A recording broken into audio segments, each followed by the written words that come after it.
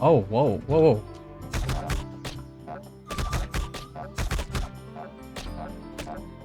Yeah, but what if I just spin, bro? I have that fast attack speed. I don't even have like stats on, bro.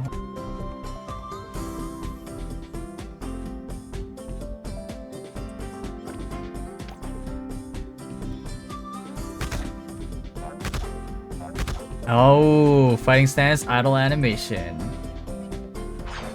Alright, okay. Before we run out of time, because we only have 6 minutes left. Alright, let's make this quick. Increase dodge again. Leave plus 20, move speed plus 5, double attack, 50% chance. Equipped with guitar, increases crit rate by 20% of its current value. So whatever you have, plus 20%. Dual hand training, increase attack speed with a dagger. Right now with 99 agility, I have around 378 attack speed, unbuffed. Guitar mastery is going to be P attack 30 with guitar. Cloaking is just usual cloaking with 20% movement speed for 10 seconds. Ends after dealing or receiving damage 3 times. So you have some leeway in there before you lose your cloaking for your assassination. Backslide as well. It releases based on where your cursor is, and then it hides you as well. Resets CD of Eraser Cutter. Cloaked and hide will be removed after dealing or receiving damage a total of 1 times. Advanced Guitar Mastery. When normal attacks deal crits, grants attack speed 8%. So attack speed guitars will be a thing or something? Crit plus 2 for 10 seconds, stacking up to 5 times, so 40% attack speed. Casting grants you enchant deadly poison for 60 seconds, increasing your P attack by 50. When attacking, there is a 100% chance to inflict 1 stack of poison for 3 seconds. Let's see. Phantom Menace releases a wraith around yourself, dealing 95% P attack as neutral net P damage to up to 5 enemies within 5 meters. So it's a bit of a... Is this a summon or something? Cloaking Exceed. Upgraded Cloaking enters Cloaking Exceed for 10 seconds, gaining movement speed plus 15%. The effect ends after taking 5 hits or dealing damage. Removes poison from yourself when used. That's pretty straightforward. Rolling Cutter, Guitar exclusive. Uses Guitar to spin rapidly in place, dealing 45% P damage up to 3 enemies within 5 meters and generating 1 blade for Cross Ripper Slasher. Blade cap is 4, so you need to stack it 4 times. It counts as a normal attack as well, so not using a normal attack does put this on cooldown. And then Cross Ripper Slasher, it targets an enemy within 8 meters, hurling a row of spinning blades that deal number of blades 1 minimum times P attack times 50% as neutral physical damage. When you reach 4 stacks of blades, this skill's CD is refreshed, which is basically this. And then Bully is basically more damage if somebody is affected by a status effect, right? Dark Illusion stores 1 stacks every 10 seconds up to 2 stacks. It's a movement skill. 1 stack every seconds up to 2 stacks. Targets an enemy within 12 meters. So it's basically a blink strike. And you can use it, you can have it up to 2 times when it's on like off cooldown fully. Then instantly blinks to 1.5 meters in front of them, inflicting movement speed minus 99%, 0.5 seconds, and dealing 60% times physical attack as neutral physical damage. Instantly gains 4 stacks of blade, and the number of blades launched by the next Cross Ripper Slasher is multiplied by 3. The damage is increased by 80%. So you could use this into this, or if you already have enough blades from this, you could use this. And you could use this as a chase and a slight slow for a short amount of time, and directly into this again. So you have a combo mechanic here.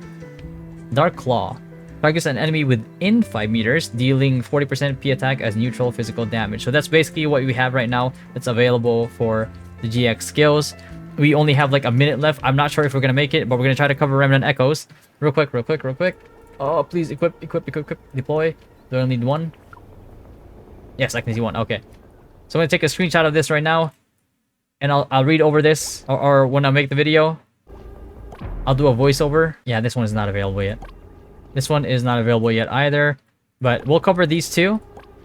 They're more for like Rolling Cutter and Dark Illusion really. So I'm guessing that these 2 over here are gonna be more on the auto attack side is my guess. Alright boys, so I'm gonna make this quick. I haven't slept yet and it's only I'm trying to get some sleep before, maybe a few hours of sleep before the beta actually starts. I am doing this after the day of the beta, so it's Friday right now, Friday evening for me. In about like 7 hours or 6 hours, the beta is going to start again. So I'm gonna try to get some sleep.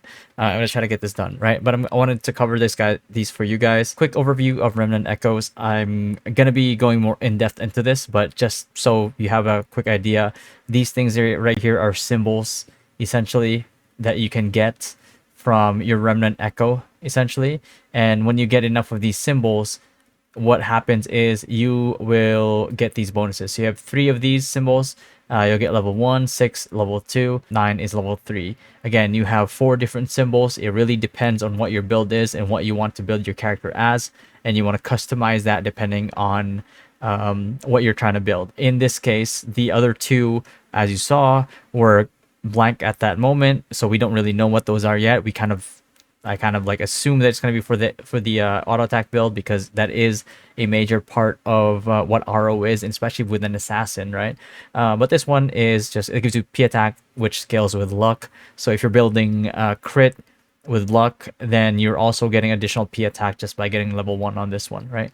And then Rolling Cutter, which is kind of like the bread and butter right now of the GXs in this beta alone, in this Pioneer test, is basically an alpha, right? Increases movement speed by 10%, damage by 25%, and radius by 1 meter. So increase range overall on your Rolling Cutter, and it does increase your base movement speed, which is actually pretty crucial because of the fact that, well, you need to stay on top of people.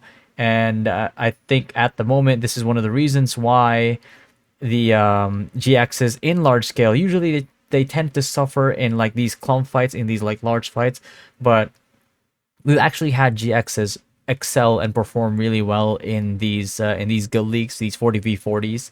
I'm not quite sure how they'll perform on a War of Imperium setting. We are gonna find that out in some time during this testing. I'm not quite sure when yet. Maybe next month. Who knows? But this is one of the things that you're gonna be focusing on if you are a Guillotine Cross. And level 3 is when casting Cross Ripper Slasher, the blade transforms into discs, and each disc will deal 110% of the blade's damage. So that's one of the things that you're going to be kind of having here. And the next one, I mean, you can see in the back, I'm literally editing this video as we speak. I do not have a lot of time, so I just wanted to get this out for you guys, for the people that didn't get to play in the previous tests but actually got a key this time around, and you want to go Guillotine Cross. This hopefully gives you some insight and some ideas before you even hop into the game later on. Okay, and this one again, it's P attack scales with strength. For every 4 strength, gains 1 P attack 3 seconds after casting your Dark Illusion. Gain 10% movement speed and 75% slow resistance for 3 seconds. Also silences the target for 0.25 seconds. Really good for trying to chase people down, really good for staying on top of people. And this slow resistance is also extremely good, especially if you're trying to dive onto like a warlock, for example, and you're trying to slow them down so they can't run away. When Cloaking Exceed ends, you release a ring of your discs, dealing a total of 3,400 physical damage to up to 3 enemies within 10 meters. Damage is evenly split among targets. Enemies hit have their movement speed reduced by 20% for 2 seconds. So thematically, the GX right now is just pure run you over, run you down, chase you down, and kind of like, really pin you down into a position so that they can wail on you. So unless you are with your allies, and if you are out of position, they will capitalize on that, and there is very little you can do, as you can see here, right? So hopefully that does help you a little bit with what your build is, especially if you just got your key and you're proceeding into this testing. So you have some idea, at least you know what to aim for right away. My advice is to get these things ASAP, because again, these will make or break your builds. All right, catch y'all later. Peace.